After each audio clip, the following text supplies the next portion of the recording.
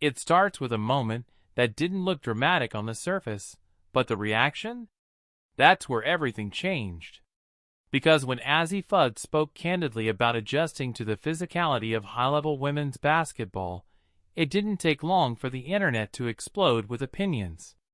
Suddenly, phrases like, "Caitlin Clark's fault," and "first fine incoming," began circulating across social media.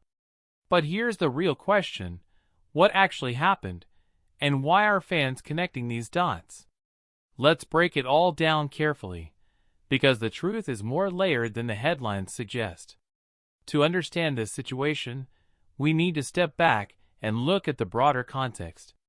Over the past year, the WNBA has seen an undeniable surge in attention, much of it fueled by the arrival of high-profile rookies and young stars.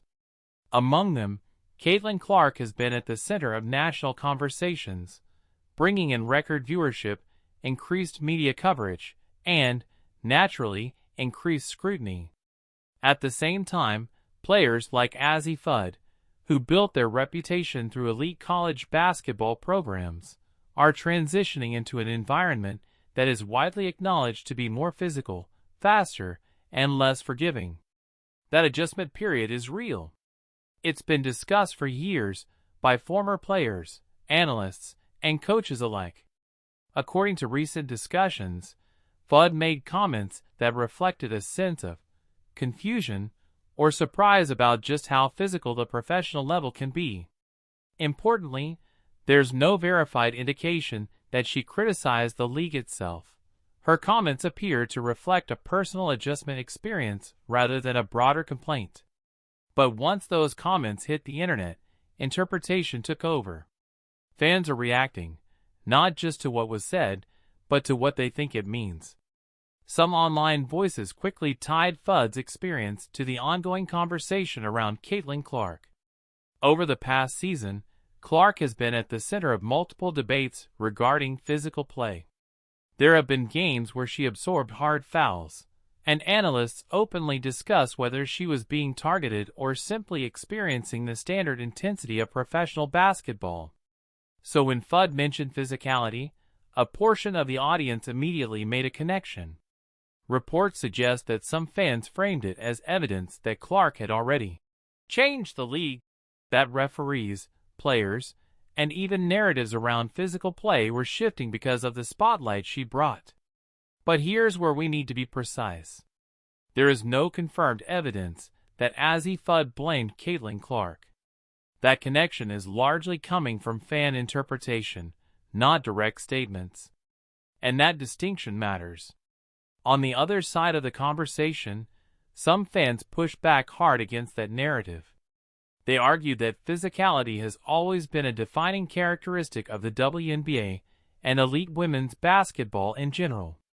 From this perspective, Fudd's comments are simply part of a long-standing pattern, rookies adjusting to a tougher, more physical league than they experienced at the college level. And that's not speculation, that's historically supported. Veteran players have said for years that the jump from college to the WNBA isn't just about skill, it's about strength, pace, and physical endurance. Many rookies, even highly decorated ones, have openly acknowledged that adjustment period. So why does this moment feel different? Because the spotlight is bigger now. With Caitlin Clark drawing unprecedented attention to the league, every comment, every foul, every reaction is being analyzed at a level the WNBA hasn't consistently experienced before. That increased visibility is both an opportunity and a challenge. On one hand, it brings growth, more viewers, more discussions, more investment in the league. On the other hand, it amplifies every narrative, sometimes beyond what the original context supports. That's exactly what we're seeing here. The phrase, "first fine incoming," is another example of how quickly narratives can escalate. Some fans speculated that if Fudd's comments were interpreted as criticism, it could lead to league discipline. But as of now, there is no verified report of any fine or disciplinary action related to her statements. This is a key point, because it highlights the gap between speculation and reality. Still, the conversation itself is worth analyzing, because it reveals deeper tensions and questions within the WNBA's evolving landscape. Let's talk about physicality. There's a long-standing debate in basketball, men's and women's, about where to draw the line between competitive toughness and excessive contact.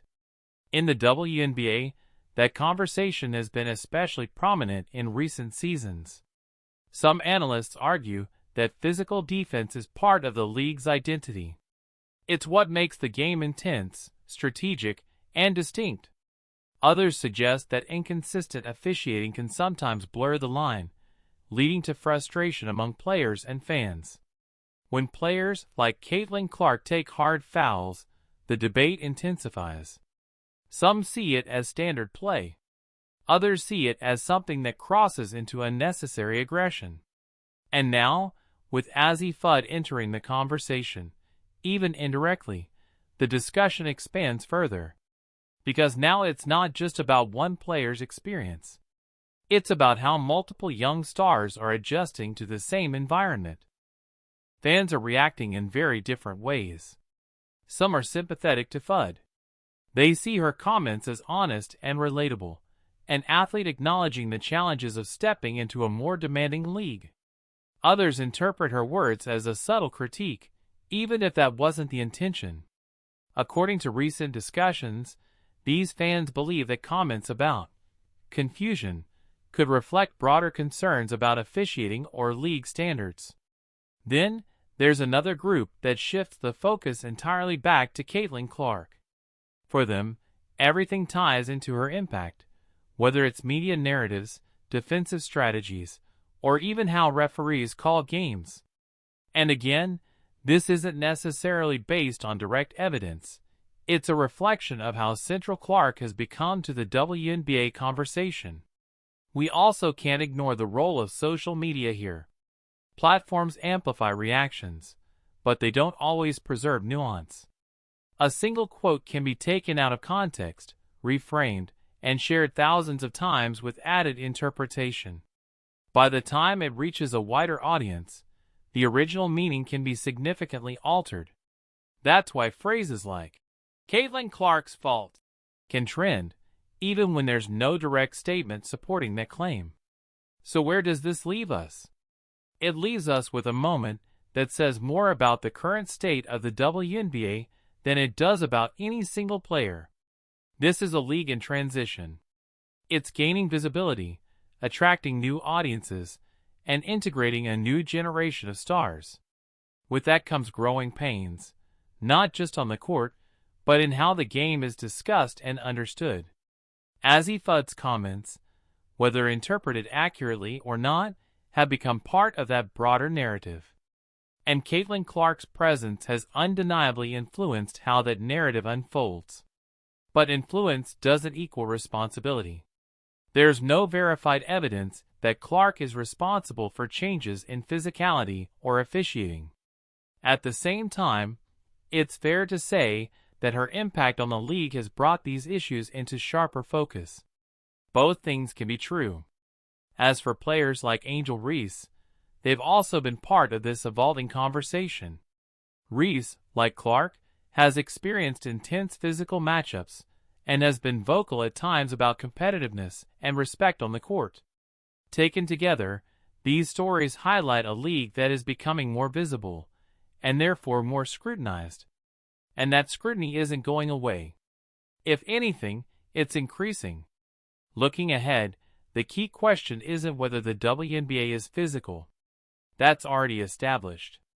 The real question is how that physicality is perceived, discussed, and managed as the league continues to grow. Will officiating evolve to match the increased attention? Will narratives become more balanced as fans gain a deeper understanding of the game? Or will moments like this continue to spark debates that blur the line between fact and interpretation? Because at the end of the day, this situation isn't just about Azzi Fudd or Caitlin Clark. It's about how we interpret what athletes say, and how quickly those interpretations can shape the conversation. And maybe that's the most important takeaway here. Before reacting, before assigning blame, before turning a comment into a headline, it's worth asking. Are we responding to what was actually said, or to what we think it means? Let me know what you think.